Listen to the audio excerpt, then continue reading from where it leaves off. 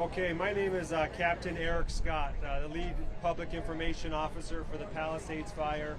On behalf of everyone behind me, thank you for being here. Thank you for educating the public through your message.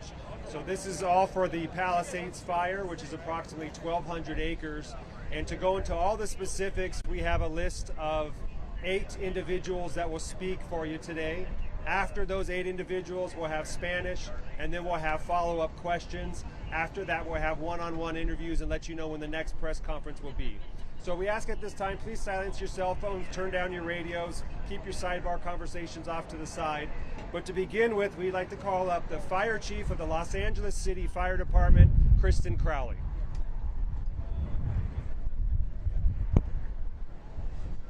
Well, good afternoon, everyone. I'll be giving you a brief on what your LEFD has done up to this point. So at 10:30 this morning, a brush fire was reported at 1190 North Piedra Miranda Drive in our local fire station here right behind us at Fire Station 23. Los Angeles is currently experiencing an extreme fire weather condition with red flag alert. At the time of the fire, the relative humidity was 12 and the winds were approximately 25 miles an hour with gusts up to 50 miles per hour. Based on the red flag weather, your LEFD pre-deployed additional resources, made public awareness notifications, and issued parking restrictions in high hazard fire areas to ensure that the means of access and egress of our local fire stations and apparatus could move up and in around the area. First LEFD resources reported initially a 10-acre fire with 40-mile-per-hour winds and alignment heading towards the west or towards the ocean. The LEFD then requested all resources, including strike teams and aircraft from assisting agencies. We then went into an aggressive attack and focused our efforts on fire life safety operations, beginning with evacuations. Currently, the fire is at 1,261 acres and growing based on aerial reconnaissance. The fire is being fueled by a combination of strong winds and surrounding topography, which is making it extremely challenging for our personnel that are assigned to this incident. We currently have over 250 LEFD firefighters on scene, including 46 engines, 3 trucks, 5 helicopters, 4 brush patrols, 2 water tenders, 6 paramedic ambulances, 1 fast response vehicle, 1 advanced nurse practitioner unit, 2 bulldozers, 10 chief officers, fire investigators, and safety officers. Additionally, we are so grateful for the hundreds of law enforcement officers, partner agencies, first responders, and public work members that are engaged actively in this operation. PCH is closed from Lincoln Tunnel to Topanga Boulevard. Evacuation orders are in place for approximately 30,000 residents, including the Highlands area. North of PCH, south of Topanga Canyon Boulevard, east of Tuna Canyon Road, west of Seabreeze Drive and Surfside Drive. Our evacuation center is the Westwood Recreation Center located at 1350 South Sepulveda Boulevard in LA.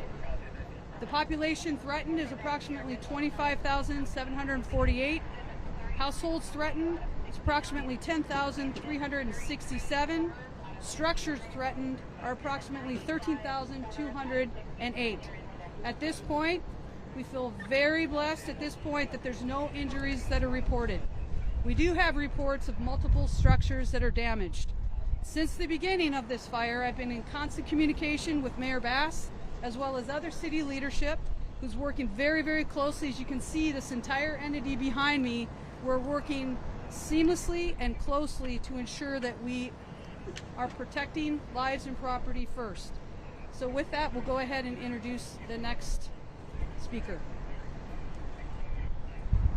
Thank you, Chief Crowley. The next speaker will be the Los Angeles County Fire Chief Maroney.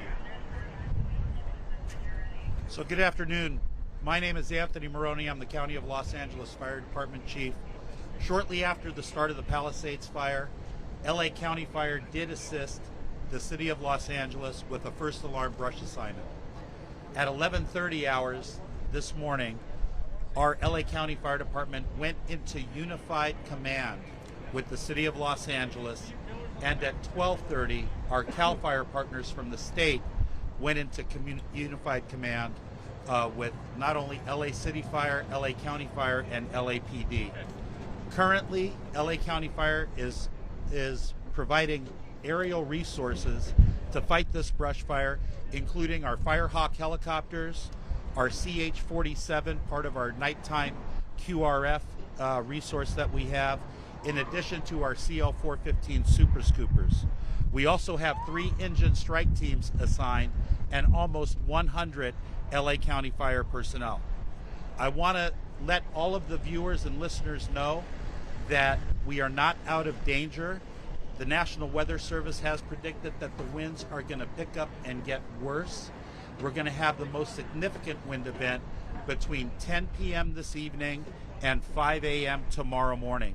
So it's incumbent that everybody have a wildfire action plan for their home if they live in a brush-covered area. Please visit the LA County Fire Department website for Ready, Set, Go information. So that's fire.lacounty.gov/RSG. And for the most up-to-date incident information and emergency preparedness information, go to lacounty.gov/emergency. Thank you. Thank you, Chief. During emergencies, always by our side is our friends from law enforcement. So we'd like to invite LAPD Chief of Police Jim McDonald. Thank you very much. We are here in a support role to our fire partners. Just a quick rundown. We have over 100 officers here deployed, another approximately 60 ready to be deployed once a mission is given to them. So far, the major job for our people have been evacuation, traffic control, allowing ingress and egress to emergency vehicles, and those can be helpful. I would have an ask that if you would, please do everything you can to open up the streets so we can get the resources we need to be able to deal with this emergency. Please take this wind emergency very seriously. As you heard from the speakers before me, this is something that is going to get worse throughout the night, so we all have to look out for each other.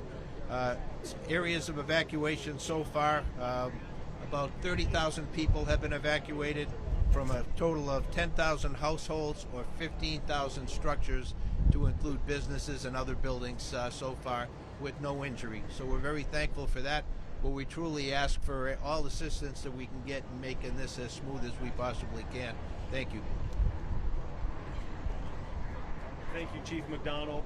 We'd also like to call up LA County Supervisor Lindsay Horvath, please.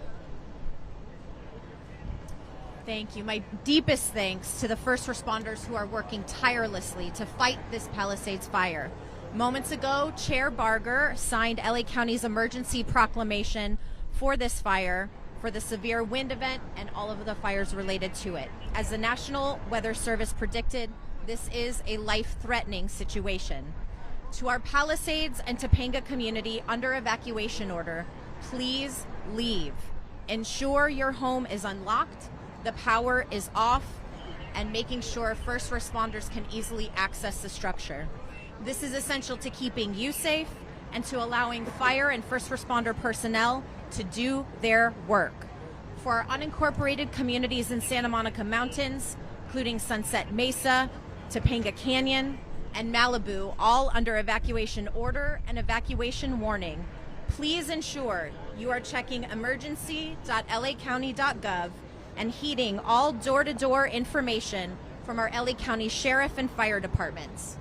Thanks to our partners at the Topanga Coalition for Emergency Preparedness, who work year-round to practice evacuation drills and emergency preparedness, and they're working tirelessly right now to ensure information is shared across Topanga. For those with livestock, the evacuation location is Pierce College. For those needing small animal evacuation location, the Agora Animal Shelter is available to you. Thank you to Governor Newsom for your quick support and coordination. Thanks to Mayor Bass, to Councilmember Park, and all of the council members in the city, and all of our partners, city, county, and state, unified and working together to keep people safe and address this fire. The county and city of Los Angeles have a lot of experience in unified command. This emergency is no different. We're dedicating every resource we can to urgently contain this fire. I want to extend my gratitude to the Los Angeles County Fire Department, the Sheriff's Department, the Office of Emergency Management, and all of our county partners. I know LAUSD officials also wanted to be with us, but given the conditions, that was challenging. A few school updates. Topanga Elementary at Woodland Hills Academy will be relocated all week. Palisades and Marquez Elementaries will be relocated at Brentwood Science Magnet for tomorrow. Paul Revere Middle School will be relocated at University High tomorrow. Pali High School is not in session this entire week, and Canyon Elementary will be relocated at a location to be determined. To those affected by the Palisades fire, I know today is terrifying and it is painful. Please know that you are not alone. The County of Los Angeles and all of our partners are here together to stand with you and be in support of you. Thank you again to everyone who is contributing resources to this incident. Your partnership is appreciated and it is essential to keeping people safe. Thank you very much. Thank you, Supervisor. Next, we'd like to bring up Los Angeles City Council President Marquis Harris-Dawson. Thank you so much. I just want everybody to know that since this morning, about 7 a.m., I've been in direct communication with Mayor Bass, who's on her way home from a diplomatic mission on behalf of the United States government. She will be here within hours. Also, we want everybody to know that the city is well prepared and has a tremendous emergency management infrastructure who has been on the case since 6 this morning at the beginning of this wind event. I'm proud to say that we have some of the best men and women anywhere in our fire department, our police department, as well as their partners across the state and across the county. I am also want everybody to know that as acting mayor and president of the LA City Council, along with the county, and we'll hear from the governor later, the city of LA is declaring a state of emergency through this wind event, and we'll have all resources on deck. And our ask, our personal ask, and we'll hear from the council member from this district, but if you can stay off of our roads, please do so to allow emergency vehicles to go across the city. And also remember, we'll continue to drive this home. The worst and most severe part of this wind event is yet to come. So if you're around the city and you have been spared, be thankful, but also be on guard. Bring your lawn furniture in, and again, help us by staying off the roads. And I will ask the council member from this district, who's been on the street since early this morning, making sure the neighborhoods have the information that they need and resources that they need, to come to the podium, our own Councilwoman Tracy Park. Thank you everyone for being here, and Council President Harris-Dawson. I want to begin by thanking all of our public safety partners. LA City Fire has over 250 firefighters on the front lines in the hillsides right now, actively fighting this fire, supported by more than 100 firefighters from LA County Fire, as well as additional resources from Orange County, Ventura County, CAL FIRE, and neighboring cities, including Arcadia and Santa Monica. I also want to thank our partners in law enforcement for their terrific coordinated response with us today. LAPD, LA County Sheriff's Department, CHP is here, as well as our park rangers. Obviously, the scope and scale of today's fire here in the Palisades has been terrifying. We are so incredibly grateful for the swift response. And to my constituents here in the Pacific Palisades, I want to reiterate, this is not a drill. This is an actual public safety emergency. Areas west of Mandeville Canyon and north of Sunset have been ordered for evacuation, so please make sure that you are packed and ready to go. and complying with all directives being given to you by law enforcement and our partners at the fire service as well. LA City is activating emergency shelter at Westwood Recreation Center. People in the Palisades who have been displaced by today's events are invited to go there. We are working with animal services to receive and care for pets that are being displaced as well. And as additional resources come online, we'll be providing those updates for you. Local residents should follow along for additional information and updates through official city channels, as well as LAPD, LAFD, and LA County updates, as this is a dynamic situation. This is a fast-moving and growing fire at over 1,200 acres at this point. And with the predicted wind patterns and continued weather event, we expect the situation to continue through the evening.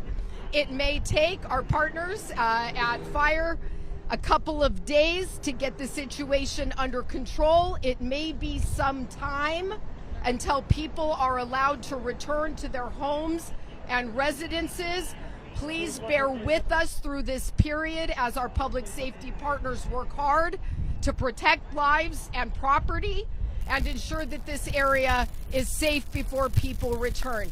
In the meantime, if anyone needs additional assistance, I would welcome them to reach out to me and my team. All of our contact information is at cd11.lacity.gov. Thank you to my friends and constituents, and thank you to all of our partners, including Governor Newsom, for being here with us today. Thank you so much.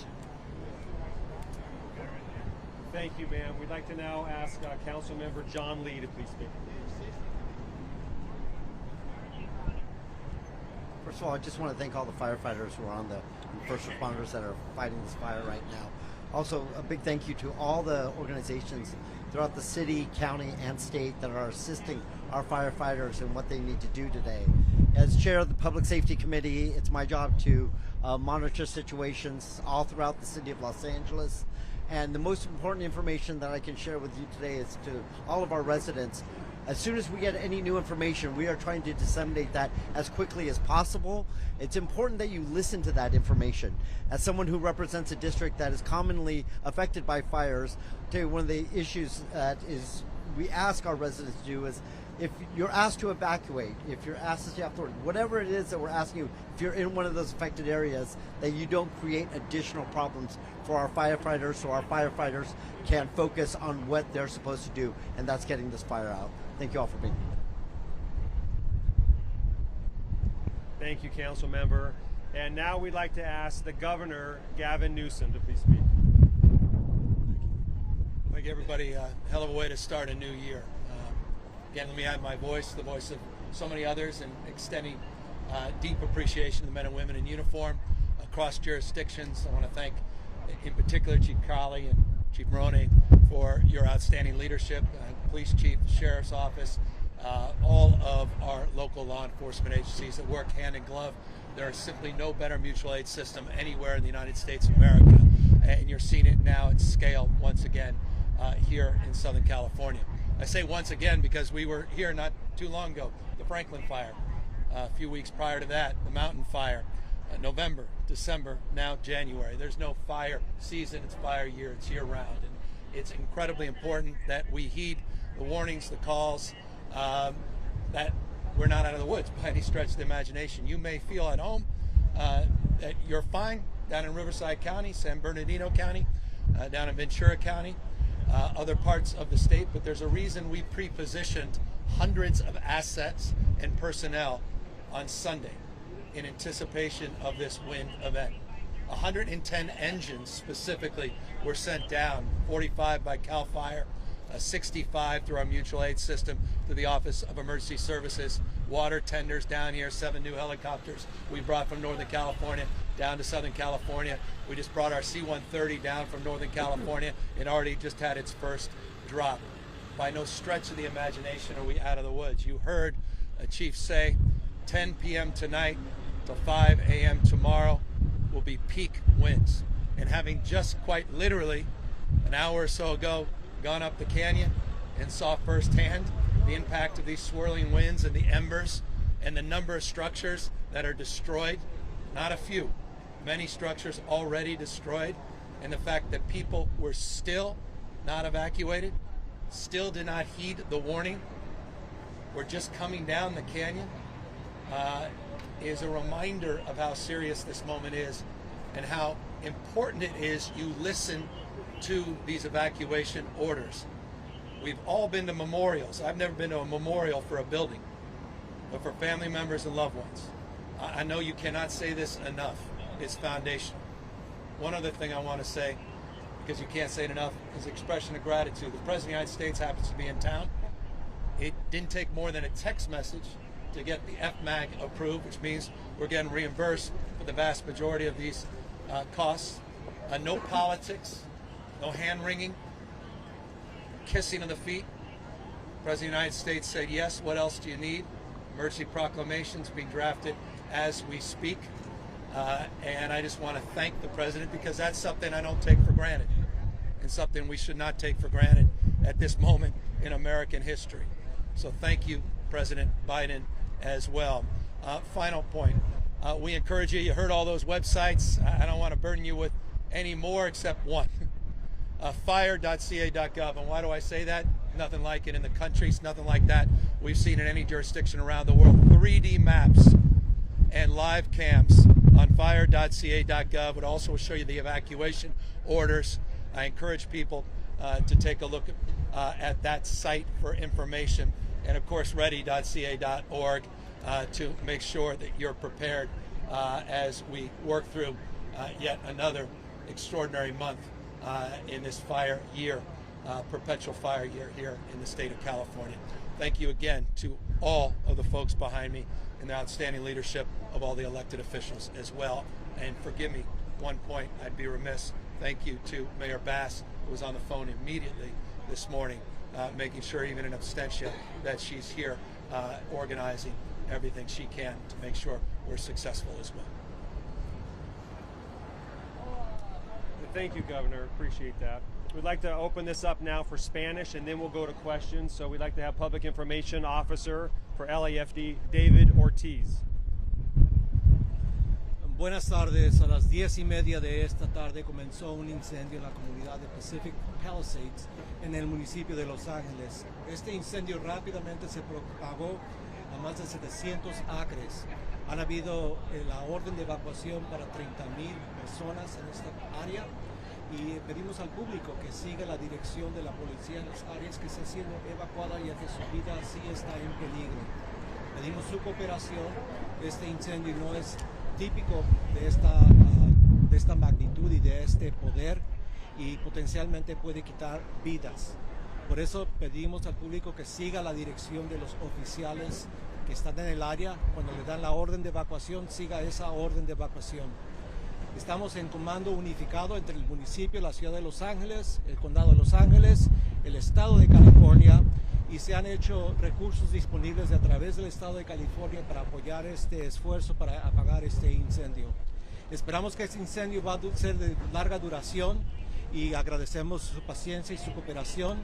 Se espera que los vientos van a aumentar esta noche, y por eso, si no ha evacuado esta área que es de Merrimack a la calle Topanga y Mulholland al Pacific Coast Highway, por favor, evacúe en este momento.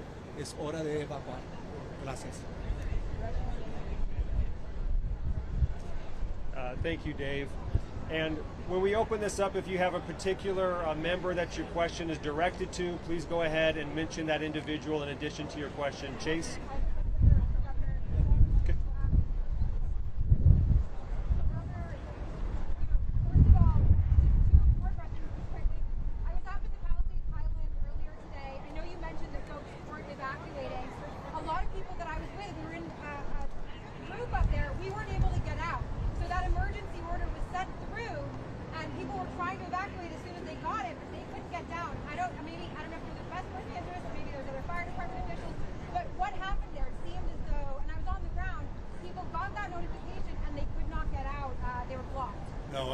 I will leave that to the folks that are organizing. Maybe Chief, you have some thoughts on that specifically.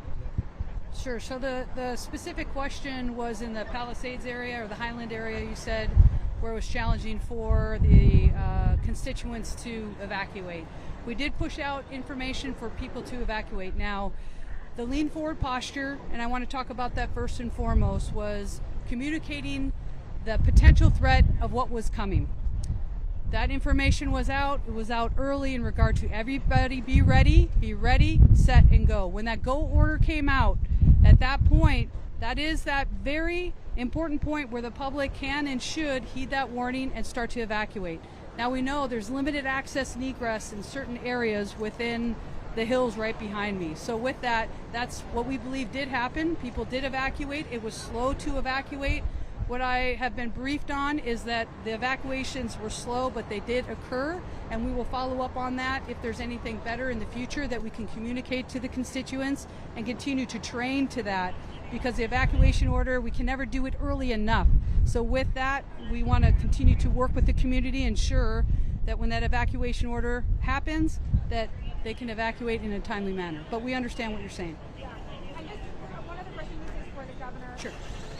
You mentioned the current administration, and not to get into the politics of it, but what's your message to the incoming administration about what you just saw here today, given that that's going to be part of, we know that there's city collaboration, state and federal collaboration is necessary. Well, we're all in this together.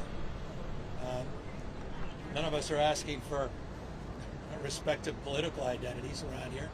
Everybody's rowing in the same direction because everyone gives a damn. They're here for each other, and that's the spirit that defines the best of this state, this country. No one here is playing politics. We have an American president and Joe Biden that recognizes his responsibility in times of emergency. When Americans are in need, he steps up, he steps in. It's not qualified by a particular request or an expectation. And so, again, I say what I said because at the moment I don't take that for granted, candidly, like I have been the last few years. It's rather precious. And my message to the incoming administration, and I'm not here to play any politics, is please don't play any politics. There's a time and place for that. And at this moment where your question only reinforces the moments, the precious moments that we have to evacuate, we don't have time for any of that mishigash. Go ahead. With the worst wind yet to come, what's the plan in place? Obviously, I know you're probably trying to get as many boots on the ground as possible, but also in the air, coming from people who they literally just left, as you were saying. They were wondering as well why, I know you guys are probably doing everything you can to get as many aircraft, but to drop them around. That's their concern. So your question's in reference to the increased severity of wind and resources? And then the aircraft. Okay. Yeah, was your question regarding nighttime aircraft operations? Yeah, just obviously the worst is yet to come at about 10 p.m. and overnight. Right, so the plan is they're developing a plan for nighttime air operations. It's going to be a combination of LA City fire units, LA County fire units, state fire units, and that quick reaction force of the CH-47s that drop retardant at night. We are going to take advantage of the lower temperatures at night, but with increased wind speed, aerial firefighting becomes more dangerous. There is a cutoff mile per hour wind at which we will not operate at night. Flying during the night is more dangerous than flying during the day. We want to make sure that we don't get anybody killed, but we do want to fly both day and night. So we're going to have to wait and see what happens. I mean, it's going to be interesting. If the winds are going to get worse right now, it's going to be very difficult for our aerial assets to actually make a difference for the folks on the ground. It could be 30 to 40 miles an hour sustained. We do have history of operating with high gusts, but it really isn't effective because as the water exits the bottom of the drop tank, it just gets carried away by the wind and never reaches the ground. So there really is no point to putting people at risk if that firefight isn't making a difference.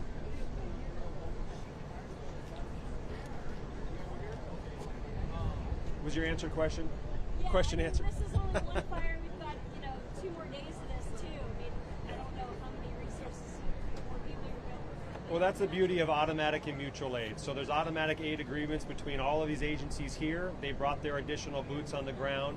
And as the governor mentioned, we have state mutual aid. So CAL FIRE's come in. We'll get the appropriate quantity and type of resources to mitigate this emergency. And it's an opportunity of neighbor helping neighbor. And we will do the same thing in Northern California when they need it.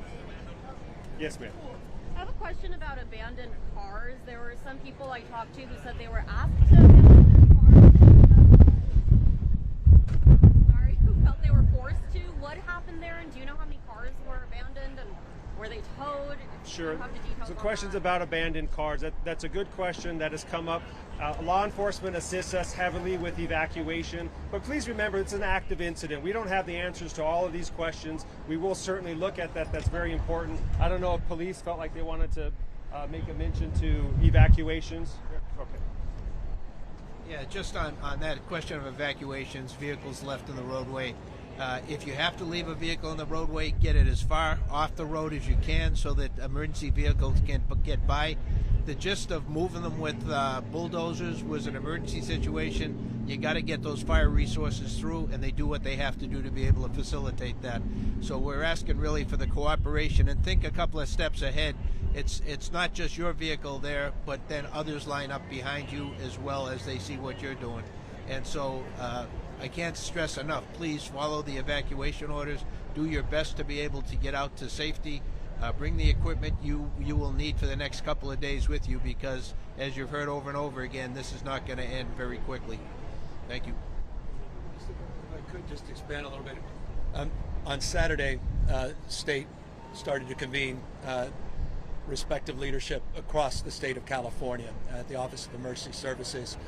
We started to pre-position early evening on Sunday in 6 or 7 counties here in Southern California. Quite literally moved assets from Northern California into Southern California.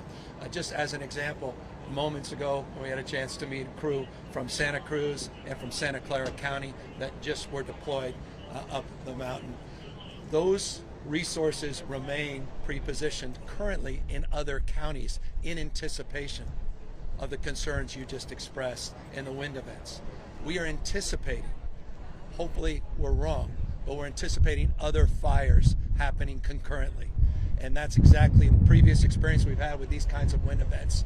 And that's why we continue to provide and supplement those resources from all across Northern California in particular. One final thing, because I think it's important. My phone lights up all the time, including this morning, about people saying, well, where are all the planes? You said you put all these assets, I want to see them. It was important what the chiefs just said. We could be up there all day making people feel good, but we're not doing any good, because that retardant flies all over the place. And so it's not that the planes themselves can't handle the turbulence and the wind shears, it's that simply you're not suppressing anything. And so it is a point, I know, of frustration, but then it also reinforces the preciousness of the hand crews and the men and women that are on the ground holding the line, that are up there as we speak. And that's also part of the specialty units that are part of these larger operations. We have an incident command team that quite literally is organized here in real time, and we're gaming out the next few days with the benefit of something we haven't had in the past, new technology, technoscopy and other AI-enabled technology that allows us predictive capacity in a way we've never had in the past, which is also aiding our efforts to not just prevent in some cases as it relates to early detection, but also prepare to suppress in subsequent incidences. Yes. With winds expected to pick up, do you have any projections for where the fire might move next, or any areas that might be at risk? It's been moving in a southwest direction towards Getty, which is moving towards the Los Angeles County Fire Department's jurisdiction. It did begin in the city, and that's the Unified Command. Good. And real quick, I know you said that there's no reported injuries. Are there any unaccounted individuals? So do you have a count on that? Not that we're aware of at this point. So that is part of the process. They are having evacuation groups that are looking at that, but we're not aware of any individuals unaccounted for. Some, we did receive multiple 911 calls for a particular address. We did send resources in to rescue people. What are you telling folks in the west area, Santa Monica, further south?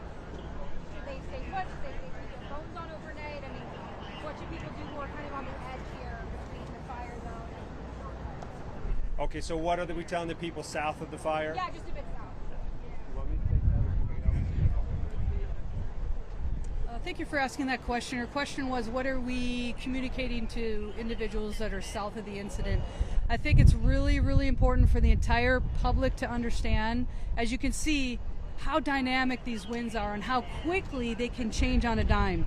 So you may think, okay, I'm safe, but the key is the communication. Listen for those evacuation orders and warnings, and also be super hyper diligent in regard to what could happen.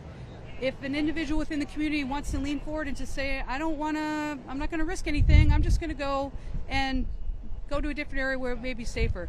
Just know from the south, and with the winds as unpredictable as they are, there's very, very much at risk. So we want people to be very cognizant of that, make good decisions, make sure they can understand real-time information, and we will communicate that and articulate that very clearly. But this is very, very, very dynamic.